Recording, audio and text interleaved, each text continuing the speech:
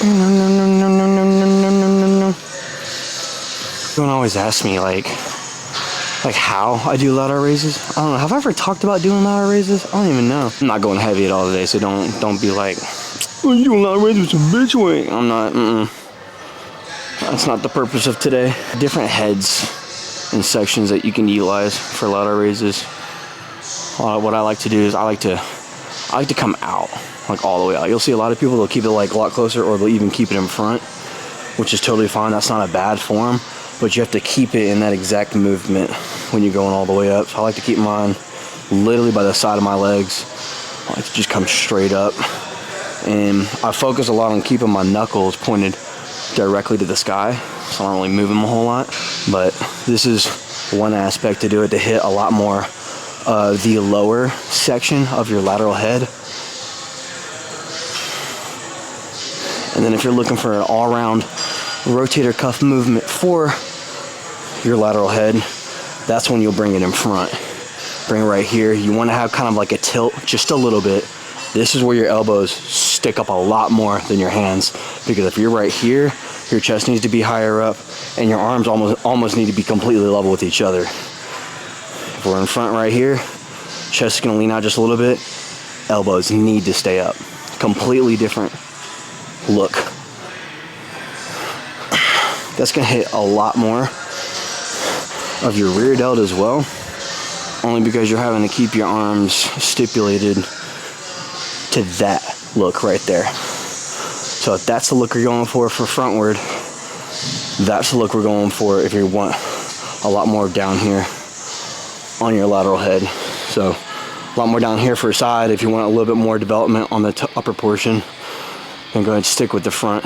And be mindful, this isn't like lateral raises, it's a very good shoulder building movement, but if you really want the all-around sculpted look of your shoulders for lateral raises, then just flood them with blood. You don't need a whole lot of weight. You're gonna see a lot of guys out here like Sam Sulek, who's an amazing influencer in my opinion, super chill, down to earth and humble guy, but you don't need a lot of weight.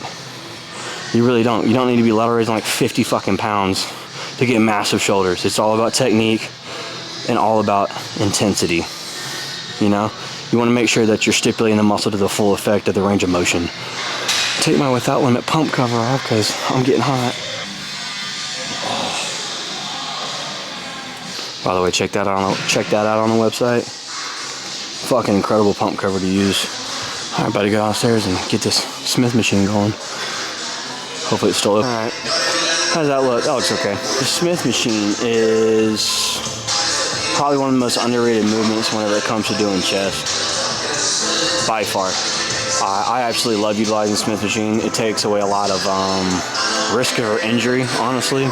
The resistance makes it a little bit harder, but when we're here, we've got a lot more ability to access a lot more of your upper and your middle chest. I've done an incline video before. Clearly you can see it when you scroll down on my feed, but right here, I like to keep my elbows a little bit closer because I've got the ability to push against the Smith machine. Enables me to target a lot more of my upper chest. So you see how my elbows come down in front of me? I'm not out to the side, I'm right here. So when I push up, I'm hitting a lot more of the clavicle section of my chest. It is exactly what I want to hit. Come down at a descent, nice and controlled. Barely touch the chest. And back up.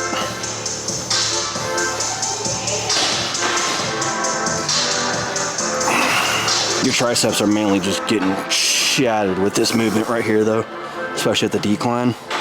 Ooh-wee. Yeah, buddy. And it don't take a whole lot of weight either for this to get heavy.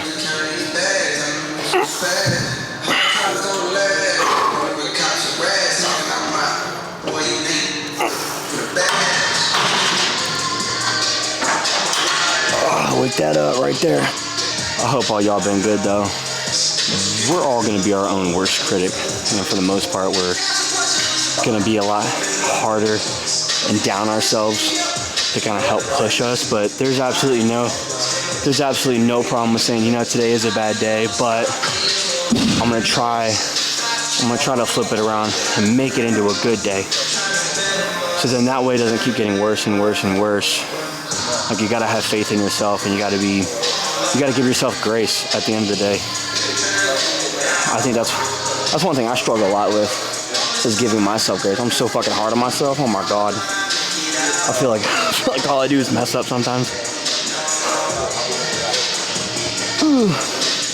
But that's okay. That's also a lot about, learning about life, learning about you.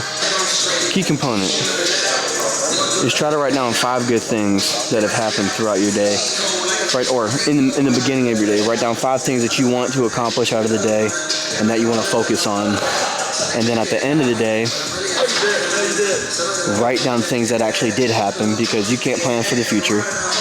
You can't see into the future. Because then that way you're always setting yourself up for success and trying to be the best you as possible. A little bit wider of a grip here. Start working on the outside of the pec. Now my elbows are going to go out right there. Yeah.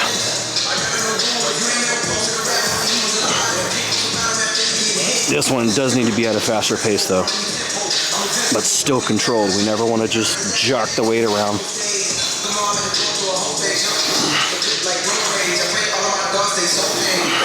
Last set, let's just put as much blood into the muscle as possible. I'm gonna half rep this for that specific purpose.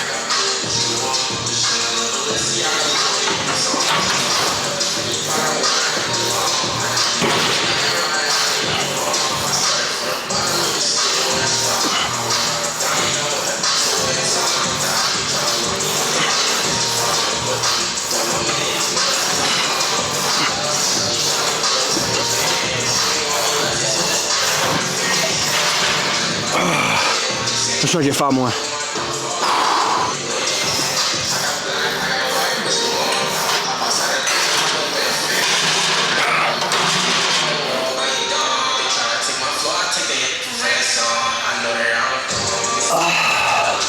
That hurt. That's a little bit better.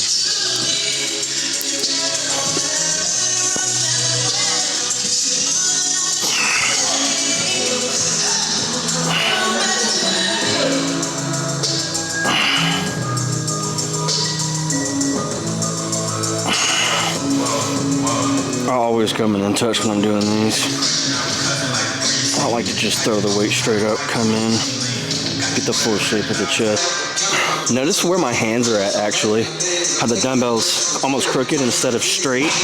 Yeah, saving my shoulders. So if you're doing this, keep bearing in mind, you're gonna get the exact same benefit of doing the dumbbell press, having the dumbbells almost slanted rather than being straight on.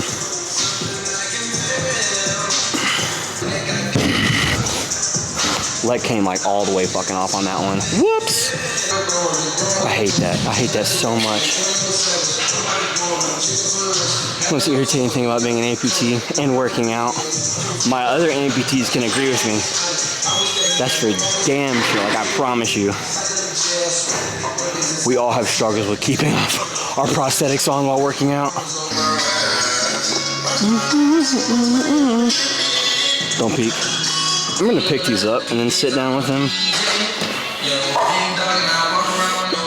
Also, because I'm tired, I don't want to curl them. Oh, that was much better. I'll start rep these out, get some blood in the chest.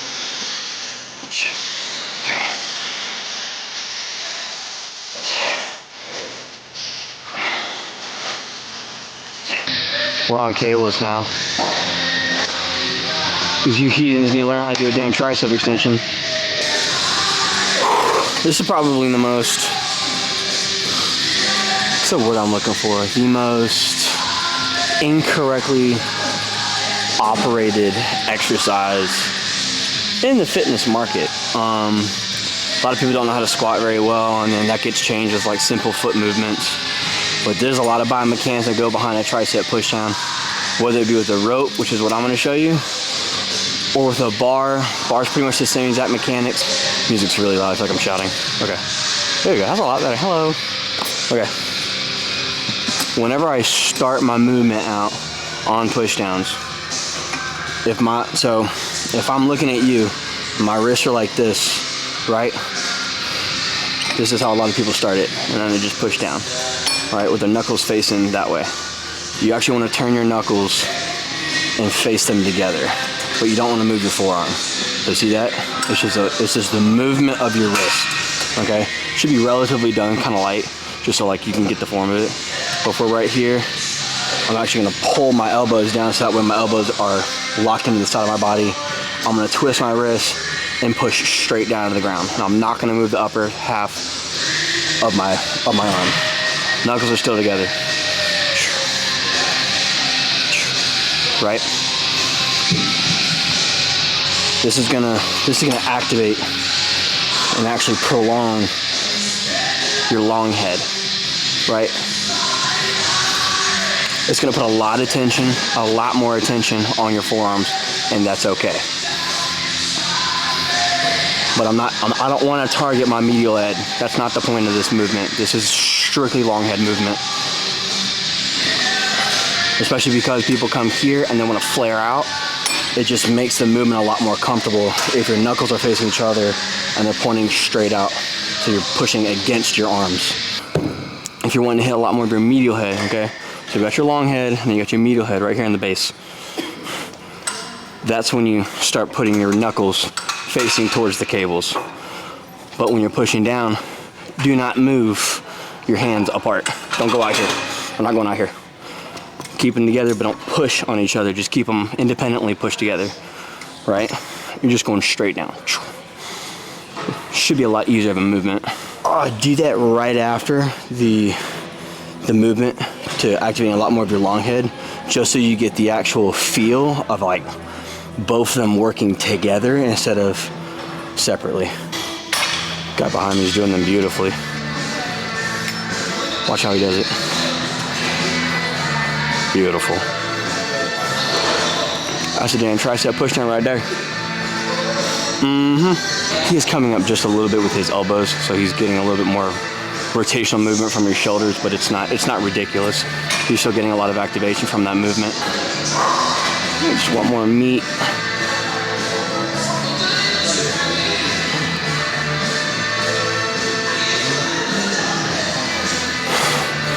We love being small.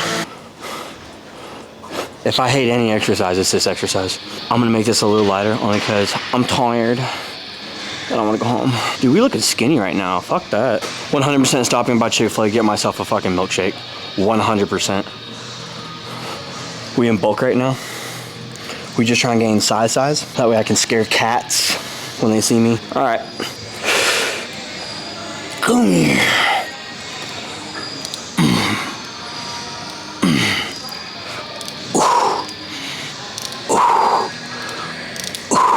Okay, so how I just did this is going to be a lot more beneficial to those who they've got a relatively attractive looking chest. I'm doing it because of the width that I get from the exercise coming all the way out. Dang, dude, focus. Holy cow, I got white as a ghost. Getting a lot more width, and when you come in, you contract right here. You're automatically flexing your pectorals towards going all the way up to your the clavicle side of your chest. Because like I've said in a lot of other videos, you got your clavicle, mid, and lower pec. And so whenever you go and you do the side chest, for a lot of competitors, they like that shelf that's up here. That's the clavicle side of your chest, in case you don't really know what the terms mean. We're gonna make this one a little harder for myself. Also, setting up for this exercise is really important. You don't want to just try to pull from right here. It's a beautiful way to tear something. What I like to do is I like to curl it until it gets to my chest and then start the movement from here. It's a lot safer.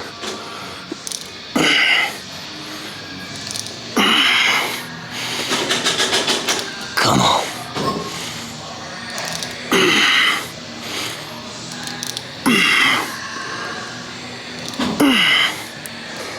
My leg is literally sweating off again. Oh my gosh. It's a shit that be annoying the hell out of me. That's heavy. Ooh. Nothing, dog. Get you some. Ooh. We have a shitty exercise right here. Don't like doing these. Incline close grip dumbbell press. Ooh, you want the titties to scream, do these.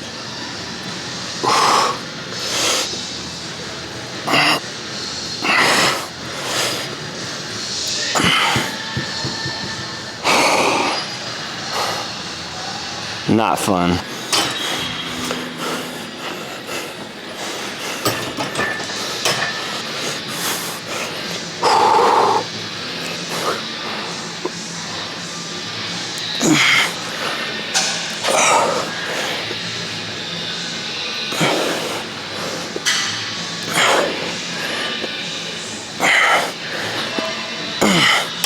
Those just suck so much.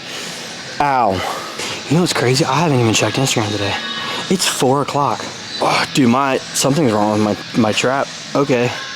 That doesn't feel good.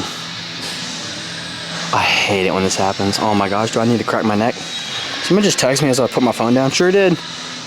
Hey, Mom. Nope, that's not it. Oh, that might have been it. Ow. Oh, do any of y'all get scared to crack your neck like that? You think you're gonna kill yourself? Just done.